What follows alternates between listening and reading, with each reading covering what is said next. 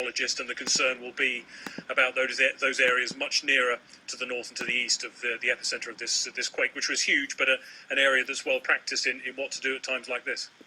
Yeah, and Greg, obviously you're not there, but I don't know if you can tell us any more about the evacuation zones, these zones that people sort of escape their homes to get to. We understand that they are literally just in the mountains and away from the coastline, but not necessarily set up to take a huge influx of people in terms of shelter and food and water and the like. Do you know whether the Chilean government has suddenly put some sort of procedure in place to make sure these people are temporarily at least housed and fed and watered? Well, they learned a lot of lessons from what happened in 2010 about the need not only to get those warnings out, but to have places for people to go. And it is a simple procedure to head for high ground, and that's where those shelters will be, with the provision to get supplies to them. They wouldn't have supplies sitting in those shelters day by day, but they will have that ready-in-time approach. They will have the capability to get those supplies to those places, bearing in mind we're talking about somewhere which is not one of the most overpopulated areas of Chile, but an area that, again, in recent weeks has seen a lot of activity and will have focused minds, no doubt, of the local people and the local authorities about what should happen. As I said, there was an evacuation a couple of weeks ago. As it was, there was no tsunami on that occasion. That was in the mid-6 range magnitude, but it was enough to cause that evacuation, and that would have been a practice. That would have been a wake-up call, as the earthquakes here over the last few weeks have been a wake-up call to a lot of people of that need to be prepared, that need to have a plan, because you never know when these things are going to happen. Yeah, absolutely. Do we know if these sort of things, these tsunamis, can they build in strength over the course of time? And we've heard already from a Home Office minister in Chile who said that there has been no damage to infrastructure, building infrastructure reported as yet, no injuries reported as yet either.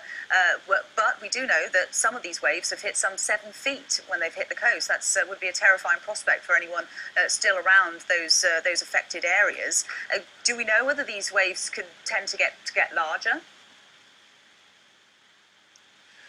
I think you'd have to ask a scientist that question. You would hope, first of all, that anyone with that warning, even if it was only 45 minutes warning, would have been well away from the coastline and well away from those 7-foot waves. It was interesting what your guest said a short time ago, that in terms of the height, compared to the magnitude of this earthquake, comparative to what happened at Fukushima, it's what you'd expect. And that would suggest, based on no scientific knowledge, and he would know what he's talking about, that would be the peak of the waves. Now, I don't know if that is the case, but it certainly appears from what the Chilean authorities were saying, no damage or injuries as a result of the quake.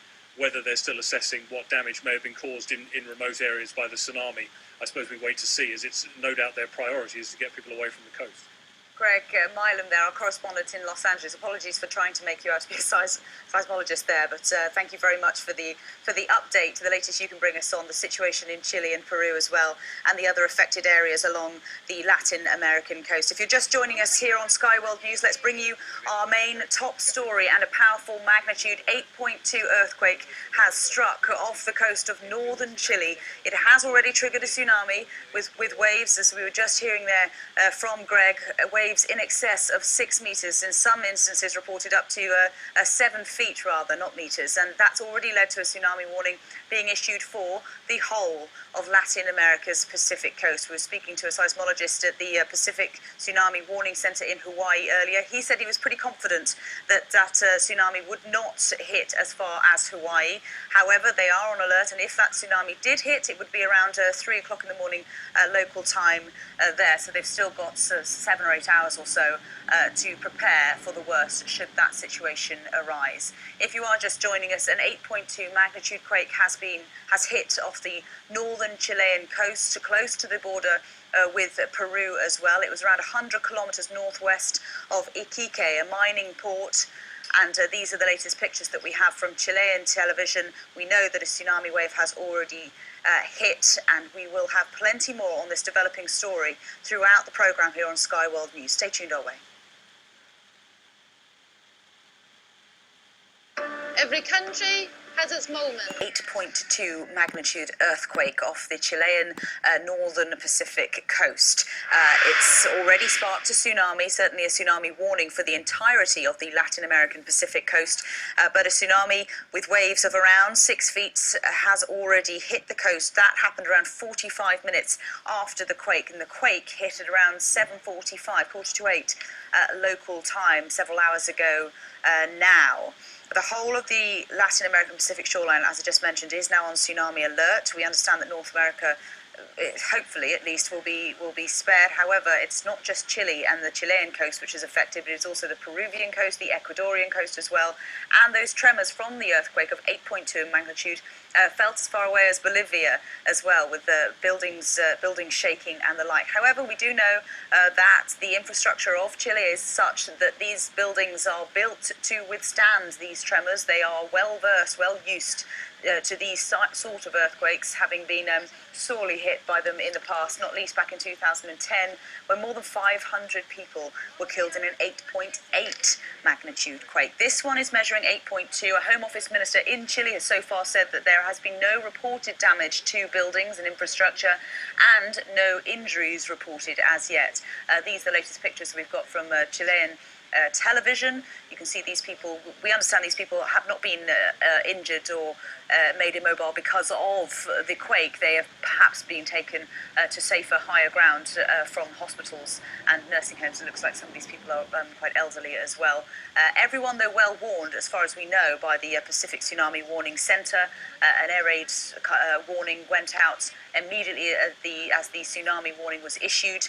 And then everyone knows to get away from their homes. Some people in some fishing villages and the like, which are very, very sparsely populated, they were told to leave their vehicles behind and just walk into the mountains, get to these evacuation zones, these safe zones, which are just temporarily put up, and they're just open space, basically. There's no immediate shelter or the like. However, they do know that at least there's safe ground there, and we assume at least that the local national governments and the like are all coordinating their response to this to make sure that everyone is given food and shelter as well for as long as they may need it. Well, earlier on, I spoke to Jorge Garreton, who's a journalist in the Chilean capital, Santiago, and he brought me this update. The tsunami waves has hit the northern town of Pisagua in northern Chile. The evacuation is proceeding normally. Northern Chile has been expecting a major earthquake for the past while. There were a number of exercises in the near past, so people have know where they have to go to the safety zones. In northern Chile, the cities are all located on the coastline, and they're on low line, and they have to go up to the mountain. They're being advised not to take vehicles, but to walk. Also, I would have to mention that no injuries have been reported so far in terms of infrastructure. The lights are on the cities from my vantage point here in Santiago, and the tsunami warning has been issued for the entire coastline of Chile, which is about 5,000 kilometers, and also for Peru and Ecuador. You mentioned there, Jorge, about the town of Pisagua that's already been hit by the tsunami. Can you give us any indication as to the number of people who live in that town?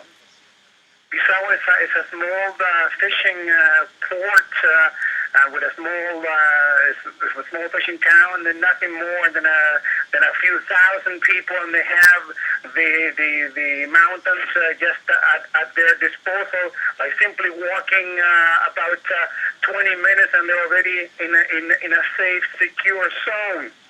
The advantage of living, I guess, in this part is that you're very close to the sea, but at the same time very close to the mountain.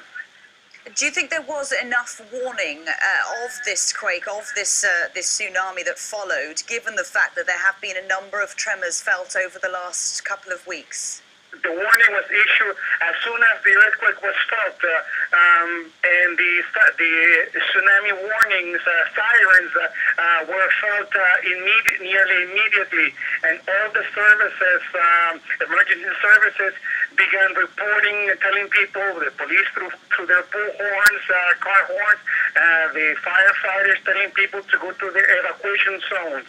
So, and there's reports already through television, I guess on the internet, of sirens wailing in the northern cities of Iquique, Arica, and Antofagasta, which are the major urban centers north of Chile. It was back in 2010, just off central Chile, that a tsunami hit, and more than 500 people were killed. And also the strongest earthquake ever recorded has also happened in Chile. So the people living in these areas, no stranger to these earthquakes, to these warnings, and hopefully as best prepared as they could be. We should be as best prepared as we could be. Although the 2010 earthquake, the tsunami alert was never issued, and that was the cause of the 500 deaths or so. And because the tsunami alert was never issued, despite the fact all the information was available, people were told to stay in their homes, and that's why the large casualties felt at that time, which for Chile, 500 deaths or more, it's large. It's a significant number when compared with deaths with similar earthquakes in other parts of the world. That was Jorge Garretin, a journalist in the capital, Santiago, the Chilean capital, speaking to me a short time ago, just bringing us up to speed with what the Chileans are saying about this massive earthquake, 8.2 in magnitude, that's hit some 100 kilometers off the northwestern Chilean coast. It's around 100 kilometers northwest of Iquique, a city that Jorge was mentioning there in particular. That city has a population of around 230,000 people, and we do know that that has already been hit by one of these tsunami waves, measuring around 6.5 feet